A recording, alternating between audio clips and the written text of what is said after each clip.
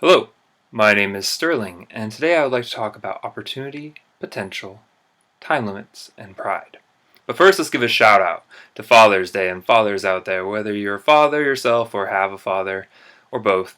A quote I think about is anybody can be a father, but it takes someone special to be a dad. So shout out, Pops. Now, I want to preface what I'm about to say with something very important that I want you to keep in mind, and that is that I believe developers and game designers have the best intentions with what they do with their games. They believe it is the best for the community as a whole. They're not singling anybody out or anything like that. But I was woken up yesterday. For like the past 24 hours, I've received like 50 different messages via like Skype, Twitter, Twitch, Steam, and some who have my phone number. They were like, "Hey, have you seen this new post on Reddit?"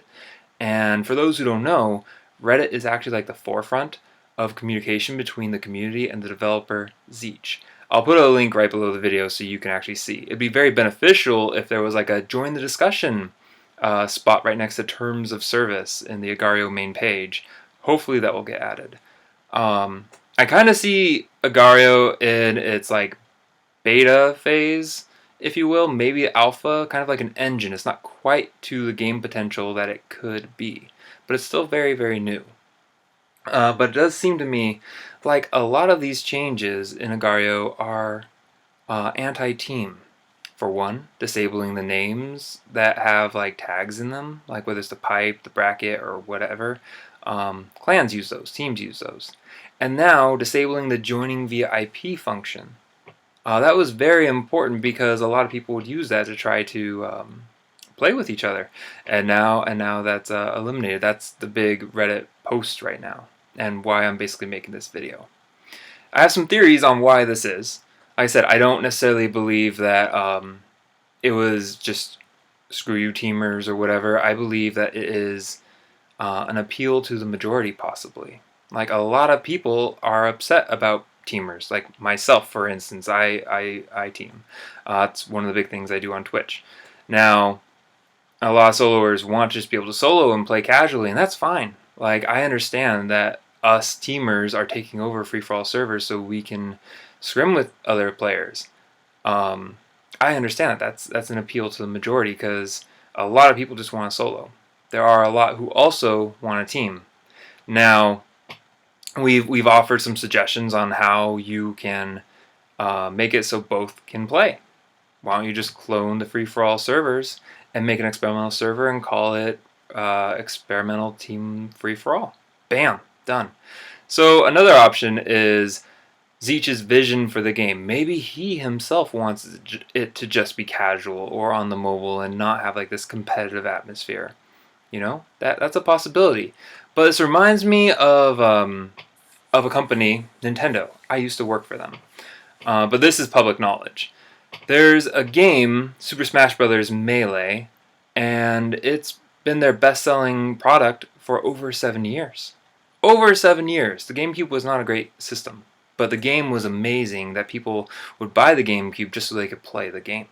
And then when the Wii came out, people were playing Melee on the Wii. And what made Melee so amazing and competitive is wave dashing. Now, wave dashing is an integral part of the game, just like split feeding, a thing that teams do, is an integral part of Agar. But both are also unintended by the developer.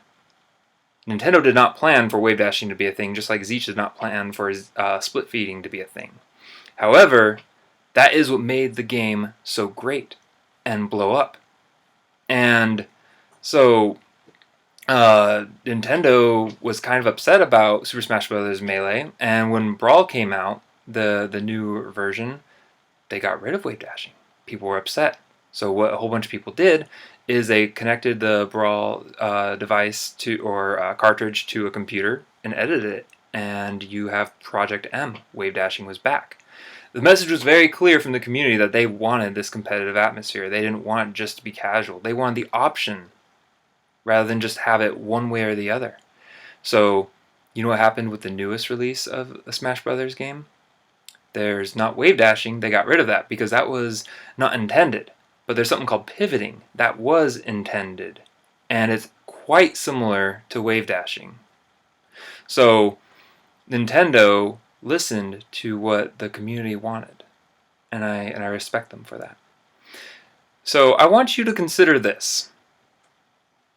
Maybe the casuals who are complaining on Reddit are probably not going to be as loyal to Agario as the team players, the ones who spend days, weeks coordinating together, planning, strategizing, are 24/7 addicted to this game when this game is sort of evolving.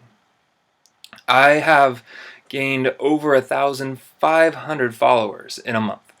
I focus on teaching people how to play the game, but I also focus on teaching people how to play the game as a team. And people seem to like it, according to my follows.